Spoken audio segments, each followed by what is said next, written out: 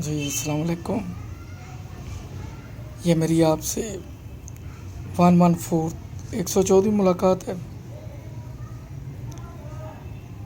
یہ موجودہ حالات کا جب ہم گزشتہ 20 سال سے موازنہ کرتے ہیں تو اپنے تجربے کی روشنی اور جو میں نے اخذ کیا اس پہ روشنی ڈالوں گا. جو 20 سال پہلے ملکی حالات تھے وہ آج نہیں ہیں. یہی سنتے آ رہے ہیں پاکستان خطرے میں ہے، لیکن الحمدللہ پاکستان خطرے میں نہیں، عوام خطرے میں ہیں بیچارے.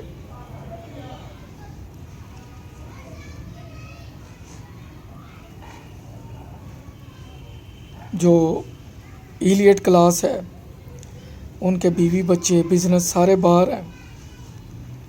ہم تو ایسے ہی ہیں جیسے خرکار نے بچے اغوا کیے ہوتے ہیں، وہ اس سے محنت مزدوری لیتا ہے، شام کو کھانا دیتا ہے، جکڑ کے ان کو کمرے میں بند کر دیتا ہے.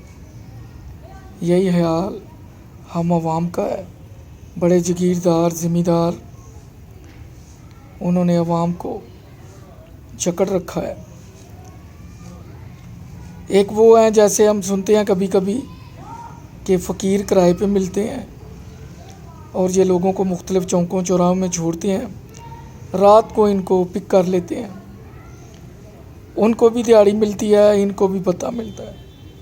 اس طرح ہم بھی ایسے ہیں جیسے ہر کاروں کے ہاتھوں میں ہیں. بس ہر آدمی تگودو میں لگا ہے. مشکل سے کوئی مسکراتا چہرہ ملتا ہے. ہم جو پاکستان میں رہتے ہیں اور جو ہم فارن میں رہ کے آئے ہیں، یا میں 2 سال یورپ میں رہ کے آیا ہوں، بہت زمین آسمان کا فرق ہے. ان کی فیلنگز، ان کی secure life, health, education, social, بہت فرق ہے. وہاں آپ کچھ بھی کر لیں آپ سلپ نہیں ہوتے، لیکن یہاں آپ نے ذرا سی غلطی کی تو پھر آپ لڑکتے ہی جاتے ہیں. یاد رکھیں، فیصلہ کرتے وقت خواہشوں کا غلام نہ بنیں، دل فریبی کی نظر نہ ہوں، قدروں کے تابع رہیں، آپ کو کچھ نہیں ہوگا.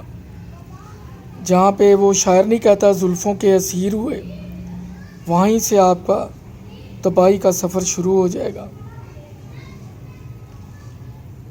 آپ بڑی دل فریب زندگی گزار رہے ہوتے ہیں، لیکن آپ کو یہ نہیں پتہ ہوتا کہ آپ آنے والی نسل کے ساتھ کیا زیادتی کر رہے ہیں.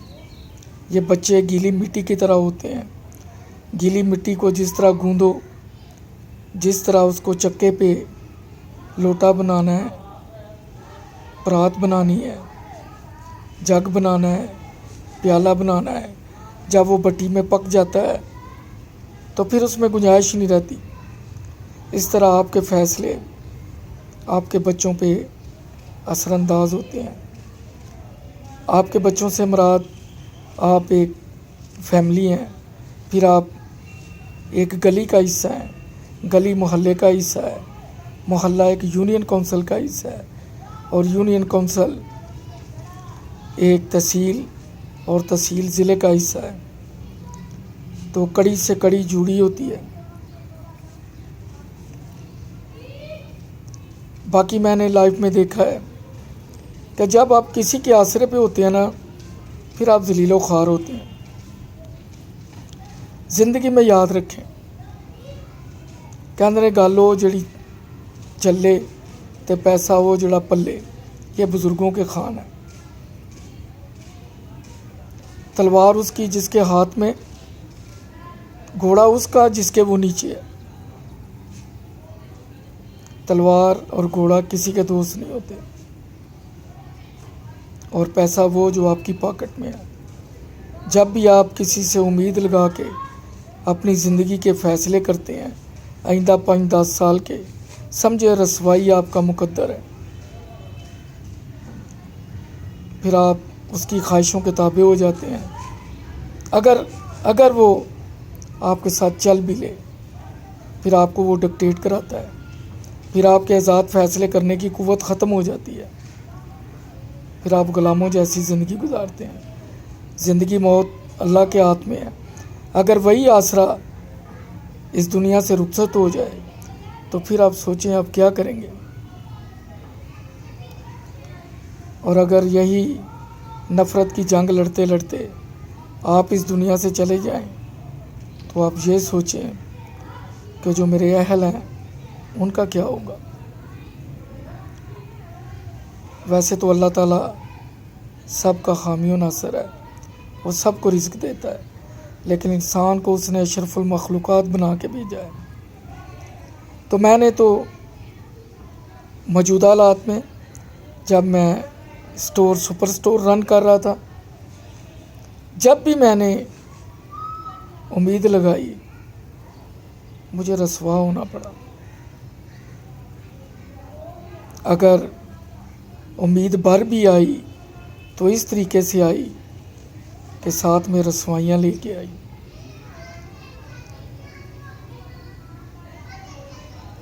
بڑے بڑے فیصلے، مستقبل کے فیصلے،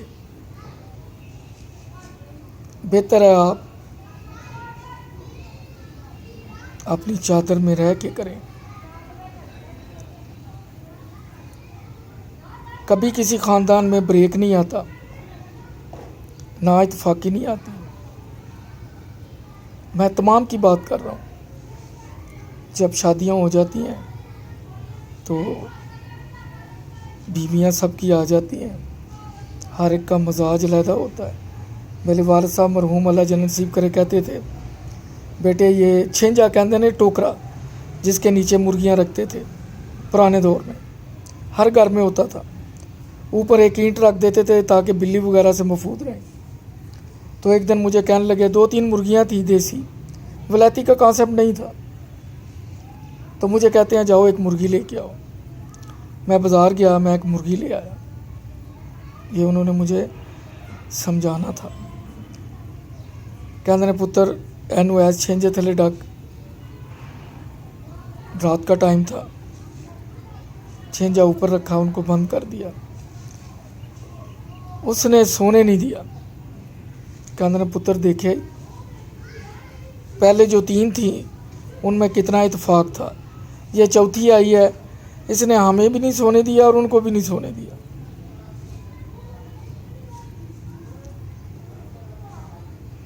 بڑا فرق پڑتا ہے. چائے کا پودا سری لنکا میں، پاکستان میں کبھی وہ جوان نہیں ہو سکتا، پنجاب میں کبھی نہیں اگ سکتا. یہ قدرت کا نظام ہے، آب و ہوا کا اثر ہے. سیانے کہندے نے بڈھی تے دوانا گھر لیاؤ تو پتہ لگتا ہے، یہ گھر لاؤ تو تب پتہ چلتا ہے. اگر ایک بھی فیصلہ کوتاہی کا ہو گیا تو پورا خاندان تباہی کا ہو گیا. یہ بزرگوں کی باتیں ہیں، اگلی نسل تک پہنچانی ہے.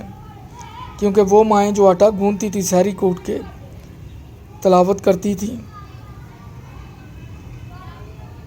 نماز پڑھتی تھیں، بغیر پیمپر کے 8-8 10-10 بچوں کو ہینڈل کرتی تھی، وہ دنیا سے رخصت ہو گئی ہیں. اللہ انہیں جنت نصیب کرے. اب نئی پود آ گئی ہے. اب جو سمجھائے اسے نفرت کی نگاہوں سے دیکھا جاتا ہے.